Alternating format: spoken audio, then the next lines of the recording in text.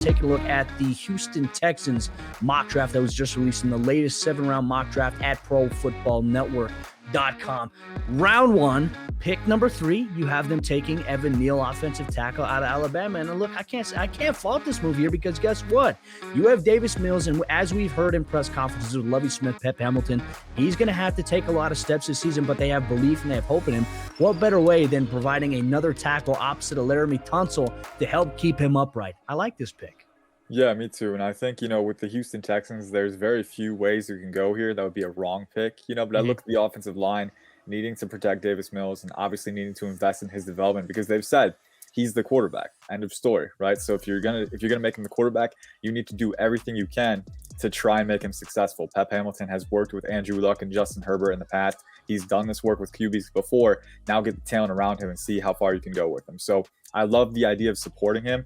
I think, there is different areas they could go because you got Laramie Tunsil on the left side. Titus Howard can play right tackle, but he could also move inside. I think right here, there's no one on the roster that precludes you from picking Evan Neal because he does have that natural right tackle experience. And you look at how athletic he is, but not just that, but how smooth he is in pass protection too. He's very smooth, very controlled with his movements. For a big guy, as big as he is, it's pretty impressive, right? And then he can dish out that power when he wants to. Very good at getting out in space as a run blocker. So I love the talent, and I think the talent and the need coalesce very well here. And for the Texans, it's never a bad idea to protect your QB. You've officially used the word preclude more times than I have in my entire life, just in one sentence. I love that word, man. It's in my top 5 words. I need to write some of these things down, just take notes on how to actually use the English language properly, because I struggle with that on a daily basis. The other thing, look, Houston Texans, speaking of struggling, look, wide receiver, we knew they needed some additional help, and honestly, it seems like in this year's draft, it's which Ohio State receiver is going to go first. And you actually have the Houston Texans kind of following a similar path right now at pick 13 in the first round. You've got them with Chris Olave, the slot corner we saw kind of take over at Ohio State, set the record there at the school with 35 touchdowns throughout his career there. Even worked a little bit downfield with a 14.8 ADOT last season. This just seems like a perfect fit after having someone like a Brandon Cooks on your team. You've also got Nico Collins on the perimeter. Chris Olave just seems like the perfect fit to help kind of facilitate Davis Mills' progression as it goes into his second year of the NFL. Yeah, I really like the fit here too, and that was especially what went into the selection. Seeing other guys on the board like Drake London, Treylon Burks, they have the size, right? But you've already got size threats in Nico Collins. You got Chris Conley, but I think Nico Collins is more, long-term developmental potential. They're hoping he takes that next step this year. But I think with that size, you can complement it with a guy like Chris Olave, who, I like Garrett Wilson a little bit better. He's more my style at wide receiver. But I do think there's a role for Chris Olave and definitely a preference to be had if you do like that kind of player where he's much more efficient as a route runner. He's very surgical at sneaking into those open zones with his speed and acceleration, using that throttle control to sneak into blind spots and get into open field. The field awareness is top level for him. And that's where it starts. And then he has the speed and the burst to take advantage of it too. And when the ball comes his way, very good at adjusting and tracking it and making those hands catches. Again, when he's contacted, not as consistent, but I do like how, the bottom line with him is he knows how to get into open space, and in open space, he can adjust for catches very well. So I think that's where it starts with Chris Olave. If you have Davis Mills there, if he can identify those open reads with Chris Olave, and on top of that, he has the speed to carry extra attention and free up other guys too. So I think it's a really good fit in how he impacts the offense and what he can provide for them. 2 offensive picks in the beginning of this mock draft here for the Houston Texans. But in round 2, pick number 37, Boye Mafe, edge rusher out of Minnesota, is the selection for them here. And obviously with Lovie Smith as a defensive-minded head coach, I like this addition. Now, I'm a big fan of Boye Mafe, but what, in your opinion, Ian, best suits Mafe within Lovie Smith's defensive scheme fit here in Houston? Yeah, and I think with Mafe, it's fun because he's a little scheme versatile. And I think it starts with the athleticism that he has, around 6'4", 261, ran a 4.53 at the NFL Combine, had a 38-inch vert, and I think a 125-inch broad. So the explosiveness checks out on tape.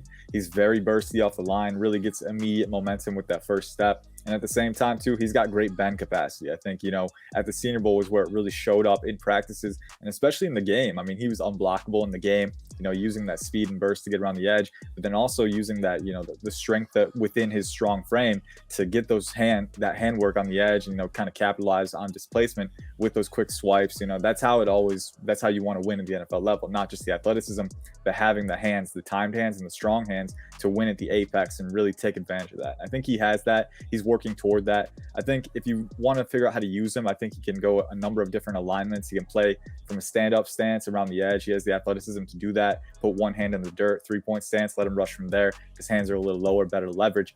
I think you can do a lot of different things with him, and that's what makes him so appealing for Lovie Smith, is that you're installing a new, you're getting in there. It's kind of your first year as a head coach, so I think he gives you some flexibility on the edge and the talent to develop into a star. No, that makes a lot of sense. And also, can we move here into the third round now of the Houston Texans 7-round mock draft? You've got them addressing one of their other needs. We saw Justin Reed take off toward the Kansas City Chiefs as they try to fill in that replacement for Tyrann Mathieu. So you have the Houston Texans right here going with Kirby Joseph, the safety out of Illinois. Is he someone you project more toward be like a center field style safety where he's kind of playing and reading the defense? Or is he someone who you think can work up front and kind of help out a little bit more also in the box? Or can he really just kind of do everything on the field like what the Houston Texans probably need in this defense right now? Yeah, I think it's going to take some projection for him to get to that point, but he does have the upside to do that. I think early on, you're probably looking at a more center fielder type. I think he does have the explosiveness and the size to do that. He's over 200 pounds, has 33-inch arms, so very good length and density for safety. But at the same time, in space, he's pretty fluid. He's very explosive closing on the ball, and he led the Big Ten, or tied the lead for the Big Ten in interceptions this past season. So definitely a playmaker when it comes to coverage. When he's coming into the box, there are flashes of physicality. That said, I would like him to kind of improve his angles a little bit. Sometimes he hesitates and freezes up. You can't do that as a safety because then they're getting around you. So, there's little things to iron out for him before he can be that, that all-around safety. But I do love the playmaking upside. Right away, you can put him on that back end, and he's a threat to generate turnovers, which obviously that's the bread and butter for defense. You need to change that momentum during a game, and he has that skill set. And I think the physical potential to become more as well. So I'm a big fan of the upside with Kirby Joseph. I think if it gets to round 3, with how barren that secondary is, he's a good ad.